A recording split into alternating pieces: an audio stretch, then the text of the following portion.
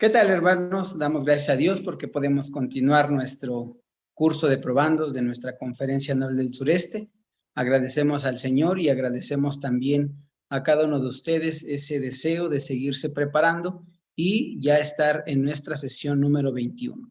En esta sesión estaremos hablando de 3 artículos de religión, ya casi los últimos de los 25 que tenemos como Iglesia Metodista en este tiempo, hermanos. Seguramente usted ha recordado algunos principios, algunas ideas que probablemente ya las tenía en la mente, ya las estaba incluso aplicando, pero es importante ir reafirmando nuestro conocimiento respecto a nuestros asuntos doctrinales. Estaremos revisando, como digo, 3 artículos de religión, los iremos mencionando en su momento, y gracias a Dios por la vida de cada uno de ustedes que están dispuestos a seguir en este curso de probandos. Mi nombre, Narciso Cortés González, superintendente del Distrito Tlaxcala, y tengo la bendición de compartir esta sesión número 21. Introduzco con lo siguiente, hermanos. Cada congregación metodista dice parte de nuestra esencia, hermanos, algún documento que en su momento también voy a dejar también en uno de los comentarios que vamos a hacer para que usted pueda leerlo completo. Pero refiere, hermanos, este documento. Cada congregación metodista tiene su propia personalidad. Gracias a Dios, en la IMAR conservamos ese tesoro en los artículos de religión: libertad y expresión cúltica, la cual es bíblica y es sana. Cual sea nuestra forma de adorar a Dios en la iglesia, hagámoslo de corazón y en santidad, en espíritu y en verdad, con amor. Y esto, hermanos, lo refiero porque el artículo que estaremos revisando en este momento, que seguramente usted ha leído, de los ritos y ceremonias en las iglesias. Regresé un poquito a la primera presentación o la primera diapositiva para recordar entonces, hermanos, el artículo 22, que a la letra dice de los ritos y las ceremonias en las iglesias. Pero me es importante resaltar estos dos conceptos cuando estamos conscientes, hermanos, de la diversidad que podemos tener en nuestros templos. Es muy común, hermanos, observar en algún templo un tipo de culto, una expresión diferente a la que nosotros, hermanos, tenemos. Incluso en una sola iglesia, yo recuerdo ver la última iglesia que tuve la bendición de pastorear, teníamos 3 cultos y los 3 eran muy diversos, hermanos, aún siendo una sola congregación. El culto matutino era un culto muy, podríamos decir, solemne, muy marcado, hermanos, en el horario, solo 1 hora, y probablemente, hermanos, debo decirlo también así, el grupo que asistía a ese culto era un grupo, hermanos, adulto, mayor. Por lo tanto, solo, hermanos, su misma vida, su mismo cuerpo, podían estar muy tranquilos 45, 50 minutos, y eso hacía, hermanos, que entonces el culto pudiera tener un orden muy estricto, y así, hermanos, celebrar a nuestro Dios de esa manera. El culto de mediodía era un culto donde asistían las familias, asistían algunos invitados en muchas ocasiones, entonces tenía un culto más, una esencia más como familiar, más como de integración. Y el culto de la noche era un culto diferente totalmente a los que ya he mencionado. El culto de la noche era un culto donde se promovía más la música contemporánea, más el estilo de adoración o de alabanza diferente, y no significa que estemos, hermanos, errando o equivocándonos. Como dice este principio, gracias a Dios en la IMAR conservamos este tesoro en los artículos de religión: libertad de expresión cúltica, es bíblico y es sano. Más adelante veremos 3 ejemplos de cómo también, hermanos, en la misma Biblia se narran algunos eventos cúlticos que probablemente sean no solo interesantes, sino también puedan ser muy representativos a nuestro tiempo. Cual sea la forma de adorar a Dios en la iglesia, la invitación simplemente del evangelista Juan es: hagámoslo de corazón y en santidad, en espíritu y en verdad. Y para ello colocamos uno de los textos que regularmente confirman o afirman esta idea. Estoy leyendo, hermanos, en este tema la versión Dios habla hoy, y voy a leer el versículo 23 y 24 del Evangelio según San Juan. Pero llega la hora y es ahora mismo cuando los que de veras adoran al Padre lo harán de un modo verdadero, conforme al Espíritu de Dios. Pues el Padre quiere que así lo hagan los que lo adoran. Dios es Espíritu y los que le adoran deben hacerlo de un modo verdadero, conforme al Espíritu de Dios. Estamos acostumbrados a leer la versión que refiere que el Señor busca adoradores en espíritu y en verdad, hermanos. El artículo de religión número 22, que ya mencionamos, lo he dividido en 3 aspectos y cada aspecto, hermanos, voy a leerlo y también a su vez intentar dar alguna pequeña reflexión bíblica, histórica de lo que podemos aportar al respecto. Dice así el artículo de religión: no es necesario que los ritos y las ceremonias sean en todos los lugares las mismas o los mismos y exactamente iguales, porque siempre han sido diferentes y pueden ser cambiados de acuerdo con la diversidad de los países, los tiempos y las costumbres de los hombres, con tal de que nada se ordene contrariamente a la palabra de Dios. Y esta es la clave, hermanos. Cuando dice el artículo de religión, recuerden que estos artículos de religión son un extracto de los mismos artículos de religión de la Iglesia Anglicana, hermanos, que nosotros como iglesia podemos también sujetarnos a estos principios. Y es importante resaltar, hermanos, entonces, lo que refiere. Pueden ser cambiados de acuerdo a la diversidad de países y yo diría incluso de estados, de municipios, porque aún, hermanos, en nuestro mismo país tenemos una diversidad de pensamiento, una diversidad de ser, de entender a veces, hermanos, las formas. Pero también entonces, hermanos, aclaramos, la base es la siguiente: con tal de que nada se ordene contrariamente a la palabra de Dios. Y aquí tengo algunos ejemplos de cultos en la Biblia, hermanos. El primer ejemplo lo encontramos en el libro de Nehemías. Seguramente usted ha recordado o ha escuchado esta historia, este culto, hermanos, allá en el libro de Nehemías, capítulo 8, versículos del 1 al 3. Para un servidor, hermanos, es un modelo de culto que encontramos en la Escritura. Entonces todo el pueblo en masa se reunió en la plaza que estaba frente a la puerta del agua y le dijeron al maestro Esdras que trajera el libro de la ley de Moisés que el Señor había dado a Israel. El día primero del mes séptimo, el sacerdote Esdras trajo el libro de la ley ante la reunión compuesta por hombres y mujeres y todos los que tenían uso de razón. Y desde la mañana hasta el mediodía lo leyó en presencia de todos ellos delante de la plaza frente a la puerta del agua. Todo el pueblo estaba atento a la lectura del libro de la ley. Esto, hermanos, podría entonces funcionar claramente como un modelo de culto. Si usted lee Nehemías 8, es muy interesante, hermanos, de cómo el pueblo iba entendiendo lo que se iba predicando, de cómo se levantó una especie de púlpito para leer la palabra y para que todo el pueblo lo entendiera. Entonces, esta es una forma muy, hermanos, diferente a la que encontramos, por ejemplo, en Marcos capítulo 2.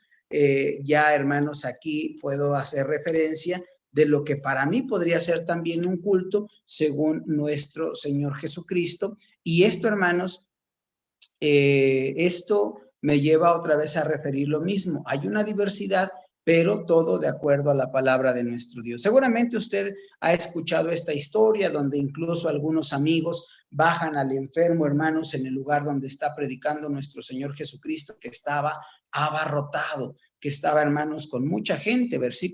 Capítulo 2, versículo 2, 3 y 4 voy a leer. Se juntó tanta gente que ni siquiera cabían frente a la puerta y les anunciaban el mensaje. Algo así, hermanos, como nuestros aniversarios, como en nuestros cultos de 24 de diciembre, culto de fin de año, culto de crucifixión, de resurrección. La gente se abarrota, hermanos, y se anunciaba el mensaje. Y es interesante, hermanos, que nos habla de que en verdad las masas se reunían a escuchar la palabra de nuestro Dios. Nehemías también era un grupo muy grande, Marcos de igual forma, una manera diferente, hermanos. Nehemías predicando con la Biblia en el púlpito, Jesús, hermanos, anunciando el mensaje como el Hijo de Dios. Pero vamos al texto de Hechos, capítulo 2, y allí, hermanos, vamos a encontrar uno de los primeros, de las primeras formas como el pueblo de Dios, los primeros cristianos, hacían sus cultos. Y aquí, hermanos, incluso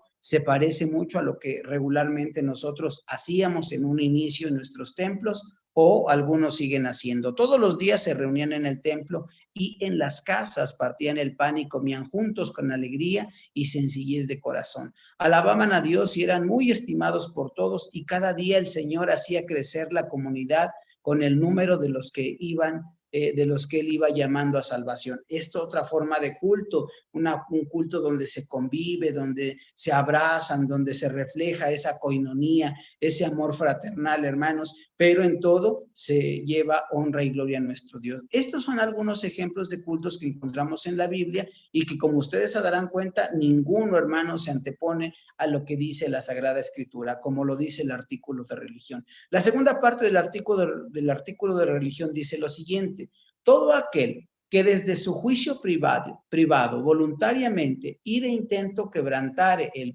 en público los ritos y las ceremonias de la iglesia a la cual pertenece, y que no repugnen a la palabra de Dios y que estén ordenados y aprobados por una común autoridad, deberá ser reprendido públicamente para que otros teman y no caigan en lo mismo. ¿A qué se refiere esta parte del artículo, hermanos? Si bien es cierto, tenemos la libertad de poder formar nuestro culto, de vestir nuestros templos, como algunos de ustedes seguramente han participado en estas comisiones que se ponen paramentas, que se ponen algunos arreglos, etcétera, etcétera. Si bien es cierto, podemos tener un culto diferente, donde a lo mejor se canten puros himnos y se alabe a nuestro Dios, qué bueno. Si a lo mejor es lo contrario, hay mucho tiempo de palmas, mucho tiempo de alabanza, qué bueno, hermanos, siempre y cuando no se ofenda lo que dice la palabra de nuestro Dios, e incluso, hermanos, entendamos que el centro del culto siempre será, hermanos, alabar y glorificar a nuestro Dios a través de la palabra. ¿Por qué, hermanos? ¿Puede existir en un culto poco canto? Sí, pero no poca palabra. La palabra siempre debe ser el centro de ese culto. En algunos momentos leemos, por ejemplo, en Marcos, no se nos dice que se acompañó el culto con himnos, con cantos, pero creemos que pudo pasar, hermanos. Pero lo que intento decir en esta segunda parte del artículo de religión es que el Señor, hermanos, a través también de su palabra, nos manda a seguir ese orden y utilizar el templo de la manera correcta. Utilizar el templo, hermanos, como a Dios agrada. Y por eso coloqué la cita que encontramos en Mateo 21, 11 al 13, cuando Jesús purifica el templo. Seguramente usted se acuerda de ello, hermanos, cuando el templo se estaban haciendo prácticas que no glorificaban a nuestro Dios. Lo voy a leer para ustedes. Y entró Jesús en el templo de Dios y echó fuera a todos los que vendían y compraban en el templo. Y volcó las mesas de los cambistas y las sillas de los que vendían palomas, y les dijo: escrito está, mi casa, casa de oración será llamada, mas vosotros la habéis hecho cueva de ladrones. Entonces, hermanos, el fundamento o la idea de este artículo de religión es: uses el templo de la manera correcta, para lo correcto y solo en lo correcto. Es decir, hermanos, para alabar a Dios, para glorificar a Dios, y solo, hermanos, para bendecir a nuestro Señor. En esta idea, hermanos, la última parte del artículo de religión dice entonces: toda iglesia debidamente constituida puede instituir, puede cambiar y puede abrogar ritos y ceremonias con tal de que todas las cosas se hagan para edificación. Por supuesto, hermanos, que no significa decir, esto lo voy a quitar y voy a poner algo más. Incluso, hermanos, algunos de nosotros como pastores, cuando nos hemos atrevido a sugerir alguna forma diferente de culto, tenemos que enseñar. Ningún pastor va a llegar y decir, vamos a quitar esto y poner una dinámica diferente. Si ese es el deseo de nuestro corazón, si hemos orado y si creemos que es lo correcto, lo ideal sería, por supuesto, antes enseñar, antes de cambiar, antes de modificar, enseñar a la iglesia lo que vamos a modificar, lo que vamos a cambiar de acuerdo a la palabra, de acuerdo a nuestro marco disciplinario, de tal forma que todo lo que se haga sea para la edificación. Por ejemplo, hermanos, utilizando esta idea que les compartí al inicio de la diversidad de cultos, yo no podía, hermanos, porque fuera así mi gusto, modificar el culto matutino y colocar un tiempo de alabanza contemporánea, nada más porque a mí se me ocurría, sabiendo que la congregación era una congregación adulta, acostumbrada, hermanas, a glorificar a Dios de una manera diferente, en un orden perfecto, sin tanto ruido, porque algunos incluso usaban ya algunos aparatos auditivos y sería una irresponsabilidad intentar cambiar por cambiar. De igual forma, entonces, hermanos, para cualquier cambio que nosotros intentemos hacer dentro de la iglesia, es necesario primero enseñar, para poder instituir, cambiar y abrogar ritos y ceremonias, pero el propósito que sean para la edificación. Y por ello cierro esta primera parte del artículo que estamos estudiando, hermanos, diciendo lo siguiente: ¿cuál es el propósito del culto? Y coloco 3 palabras que ustedes están viendo en la pantalla: adoración, entendimiento y edificación. El propósito de nuestro culto, hermanos, en primer lugar, es darle honra y gloria a Dios. Por ello, Mateo 4:10 nos dice: al Señor tu Dios adorarás y a Él solo servirás. Este es el primer objetivo que nosotros tenemos al llegar, hermanos, al templo y al participar de nuestro culto, de nuestra ceremonia: adorar al Señor y servir al Señor. Pero una vez que ya adoraste, una vez que ya aprendiste, hermanos, este es el propósito también, entenderlo. Si usted lee Nehemías 8, por allí voy a colocar una pregunta, hermanos, después de, como cada semana, cada sesión, después de la sesión, subiremos el cuestionario y voy a colocar una pregunta que no di la respuesta, pero que usted la va a encontrar en Nehemías capítulo 8, así es que lea completo Nehemías 8, para que pueda entender y responder, hermanos, la respuesta que estará allí en su cuestionario. Pero el propósito de ir a un culto, de participar en un culto, a mí me queda claro, hermanos, que Nehemías nos los explica de una manera muy sencilla. Esdras, porque Esdras había preparado su corazón para inquirir la ley de Jehová, para cumplirla, para enseñar en Israel sus estatutos y decretos. Me llama la atención, hermanos, que por lo menos en este propósito del culto, Esdras propone 4 pasos para que usted y yo podamos entender después de adorar. Preparar nuestro corazón. Cuando lea la palabra, prepare su corazón. Vaya al culto dispuesto, vaya con ganas, vaya con deseo de aprender. No vaya retando al pastor a ver qué me va a enseñar. No vaya, hermanos, pensando que ya lo sabe todo. Vaya dispuesto, vaya con un corazón preparado. Y una vez que ya escuchó el mensaje, inquirir en la ley significa indagar, buscar, qué no entendí, qué debo mejorar, qué necesito buscar a lo mejor en una Biblia de estudio, en un diccionario. Después de inquirir en la ley, la cumplimos y después la enseñamos. Preparo mi corazón, indago en la palabra o estudio a profundidad la palabra, la cumplo y al último la enseño. No seas alrevesado que primero quieres enseñar y después quieres cumplirla.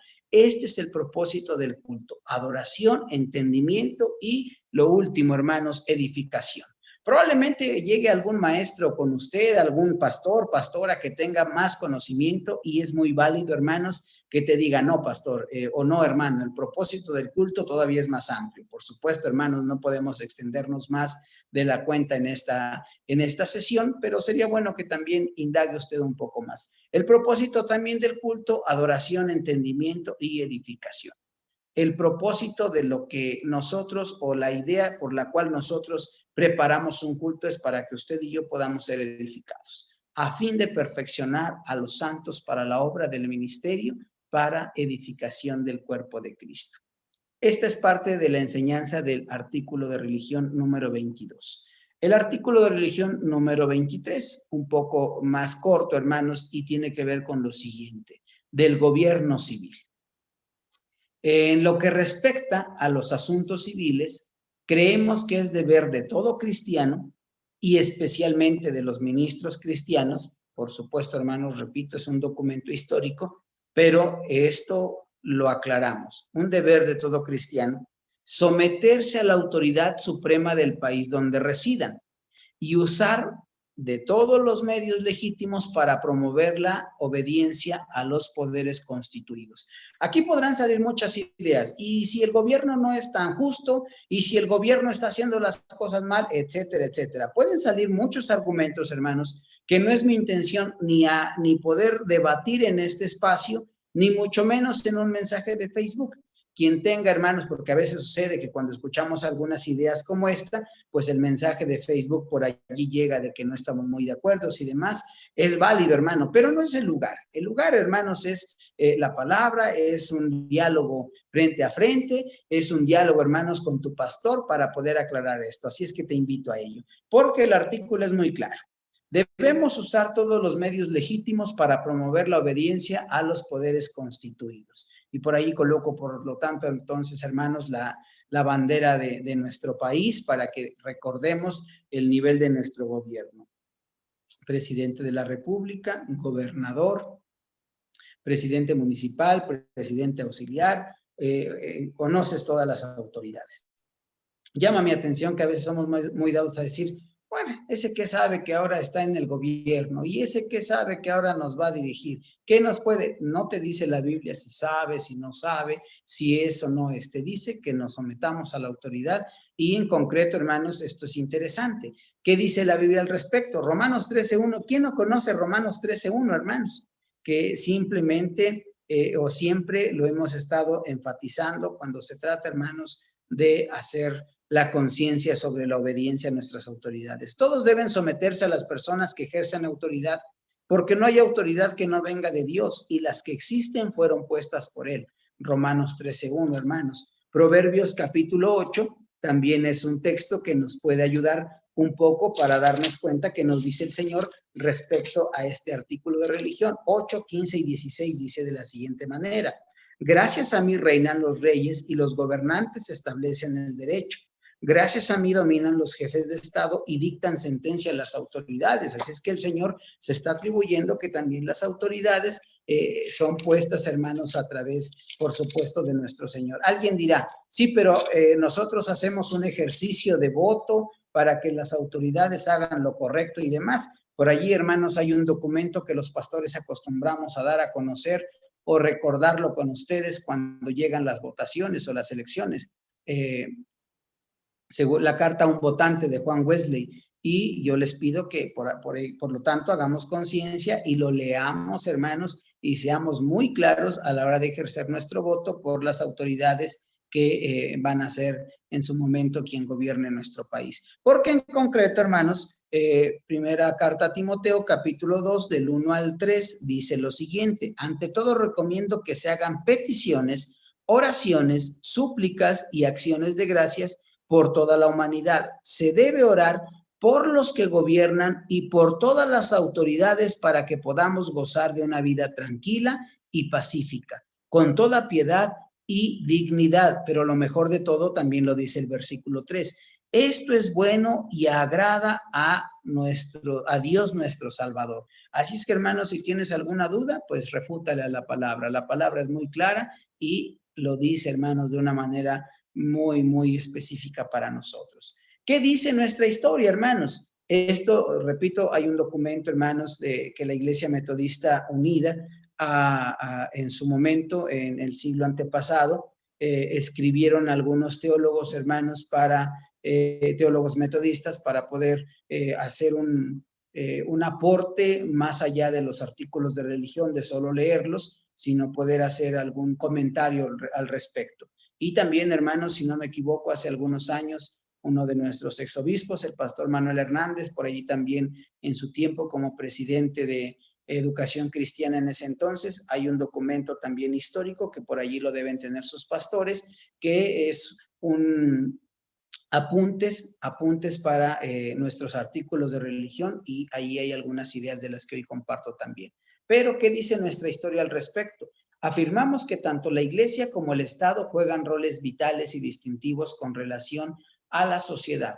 Aunque las relaciones formales entre la comunidad religiosa y el gobierno difieren entre un país a otro, generalmente afirmamos la independencia e integridad de ambas instituciones y abogamos por una relación de respeto mutuo en virtud de la cual ninguna de las dos procura dominar o influenciar indebidamente a otra. No estamos, hermanos, nosotros con la idea de luchar contra el gobierno o ellos contra nosotros. Jugamos dos roles diferentes. Entendemos cuál es la práctica de nuestra iglesia, hermanos, respecto a nuestra vida política, nuestra vida social, por lo menos de los ministros, de los templos. No podemos evitar que nuestros hermanos se inmiscuyan en estos procesos, en este tipo de gobierno, en la vida política, hermanos. Los pastores tenemos muy claro que nosotros solo podemos ejercer nuestro voto, en su momento orar por nuestras autoridades, pero no meternos en ningún asunto de proselitismo, en algún asunto de abogar por algún partido o demás. Sí, hermanos, lo hacemos ya cuando son electos, ya cuando ocupan la responsabilidad que ha sido dada. Nuestra tarea, incluso el mandato para los pastores es: aquí, hermano, llegas a algún lugar, a alguna comunidad, preséntate ante tus autoridades para ponerte a la orden de ellos y, a su vez, hermanos, también ofrecerles nuestra oración y propiciar, o mejor dicho, propiciar el bien común de nuestro país, de nuestro estado, de nuestro municipio, a través de lo que nosotros podemos ofrecer como iglesia, hermanos. De igual forma, en este mismo documento que refiero, afirmamos que cada forma de gobierno está sujeta al juicio de Dios y que en consecuencia es responsable de proteger al inocente, garantizar las libertades básicas, proteger al mundo natural y establecer economías justas, equitativas y sustentables, hermanos. Por lo tanto, esta es la exhortación que nosotros podemos hacer para poder confirmar o afirmar este artículo de religión. Instamos a las personas electas o designadas a posiciones o cargos públicos, muchos dentro de nuestra iglesia o que son parte de nuestros hermanos de la fe, y con otras responsabilidades en el gobierno del Estado, a que actúen como líderes y mayordomos responsables de la autoridad y los recursos que se les han confiado. Exhortamos a todos los oficiales de gobierno a que aspiren a los máximos estándares de profesionalismo, honestidad e integridad. Voy a ser muy claro en esto, hermanos. Tal vez nunca lo va a escuchar nuestro presidente de la República, nuestro gobernador, pero sí lo van a escuchar muchos hermanos de ustedes que están inmiscuidos en la vida, hermanos, en el gobierno, en la vida de gobierno o en los cargos públicos que se ofrecen en nuestros municipios, en nuestras comunidades, y para ustedes entonces quede muy claro esto. Les exhorto, hermanos, les pido que como responsables ahora de un cargo público o como responsables de alguna tarea que se les ha encomendado, aspiren, hermanos, a ser máximos estándares de profesionalismo, honestidad e integridad. Y también instamos y exhortamos a la Iglesia de Cristo a hacer oración por sus autoridades y, en lo que dependa de ellas, propiciar una vida plena. El último artículo de religión de esta sesión, hermanos, se llama de los bienes de los cristianos. Es el número 24 y con esto estamos casi terminando los artículos de religión. La próxima sesión ya se cerrará con el último, el número 25. ¿Qué dice el artículo de religión número 24? De los bienes de los cristianos. Las riquezas y los bienes de los cristianos no son comunes en cuanto al derecho, título y posesión de los mismos, como falsamente aseveran algunas. En palabras muy concretas te diría, entre los cristianos no hay propiedad privada, todo es del Señor. Sin embargo, hermanos, todo cristiano de lo que posee y según sus facultades debe dar generosamente, dice nuestro artículo esta palabra, limosna a los pobres. Repito, es un documento histórico que después fue atraído para nosotros y que sustentamos en lo general, hermanos, también nuestra doctrina en ellos. Pero a lo mejor esta idea de limosna es muy común utilizarlo en otro ambiente y probablemente no suene de la mejor forma. Pero cuando leemos esto, yo podría no agregar, podría, hermanos, anotar lo siguiente. Según sus facultades debe dar de gracia lo que de gracia ha recibido. A los pobres. Esto me pareció interesante, hermanos. Runyon, un teólogo norteamericano, escribe un libro que se llama, si no me equivoco, La Nueva Creación. Dice lo siguiente, hermanos, en uno de sus aportes respecto a la iglesia. La iglesia es una comunidad de apoyo y compañerismo. Temprano en el proceso del avivamiento, Wesley observó que los frutos evangélicos de su predicación desaparecían si no había continuidad. continuidad de apoyo posterior al avivamiento. O sea, si los que habían respondido al llamado no se reunían en grupos donde pudieran aprender sobre el significado de la fe cristiana y donde pudiesen ayudarse unos a otros en el camino bíblico de la salvación. Llama mi atención esta idea. La iglesia es una comunidad de apoyo y compañerismo. ¿Por qué digo esto, hermanos? Porque para hablar del uso de nuestros bienes, de los bienes cristianos, debemos entender esto, que somos parte de una comunidad de fe y somos parte los unos de los otros. Y como leímos en Hechos, nuestra idea, hermanos, es soportar las cargas los unos de los otros, ver la necesidad de los que están a nuestro alrededor y en tanto dependa de nosotros y de gracia que has recibido, apoya a otros de gracia. Juan Wesley, hermanos, es muy estricto en el uso de los bienes. De hecho, hermanos, un área especial de las enseñanzas económicas de Wesley estaba relacionado con la manera en la que los cristianos deberían pensar sobre las bendiciones y peligro del dinero. Y por lo menos hay 4 sermones que los recomiendo, hermanos. Los recomiendo para que usted pueda ampliar esta idea de los bienes de los cristianos. El uso del dinero, el buen mayordomo, el peligro de las riquezas, acerca de las riquezas. Hay más, pero hermanos, estos 4 son muy marcados en el estudio de los bienes como iglesia cristiana, como hijos de Dios. Esto pasaba y lo observó Juan Wesley, hermanos, en su tiempo. Escuchen si se parece a nuestra realidad. Observo que las personas económicamente privilegiadas pierden su poder espiritual, según aumentaba su bienestar económico, y convertían al dinero en su ídolo. Entendían que esta situación reflejaba muy bien las palabras de Cristo diciendo a los ricos que era más fácil para un camello pasar por el ojo de una aguja que para un rico entrar en el reino de Dios. Esto es lo que sucedía, hermanos, según Juan Wesley. Los privilegiados económicamente perdían su poder espiritual. Ahora, hermanos, yo no estoy diciendo que hay hermanos que en verdad han sido también privilegiados por Dios económicamente y saben dar de gracia lo que de gracia se recibe. Saben fortalecer la vida de otros, saben entender o han entendido que todo lo que han recibido es de parte de Dios y entonces deben dar bendición para la gente que les rodea. El Señor nunca ha estado peleado con las riquezas y nuestra iglesia tampoco lo estará. Solo, hermanos, recordemos que se debe dar de gracia lo que de gracia se recibe. Siempre he referido esto respecto a la forma de dar. Cuando el Hijo de Dios abre su mano, hermanos, llega la bendición, pero también se tendrá que ir. Pero cuando la cierra, a lo mejor tendrás mucho, pero nunca llegará más de parte de Dios, hermano. Probablemente este tema tiene que ser todavía más trabajado, hermanos, porque el asunto de la mayordomía siempre nos ha ocasionado a veces un pequeño problema o muchos problemas dentro de la vida de la iglesia. No puede haber, hermanos, iglesias que tengan, ostenten mucha bendición económica cuando las familias de la fe no lo están así, hermanos. Y tampoco puede haber una iglesia, un templo, hermanos, que tiene tantas carencias cuando Dios ha bendecido grandemente a nosotros como congregación. Por lo tanto, hermanos, esto pasaba, pero Wesley dice, esta sería una buena solución, que los cristianos aprendan lo siguiente: gana todo lo que puedas. ¿Quién no quiere ganar más, hermanos? Gana todo lo que puedas. Esto es el primer principio. Ahorra todo lo que puedas.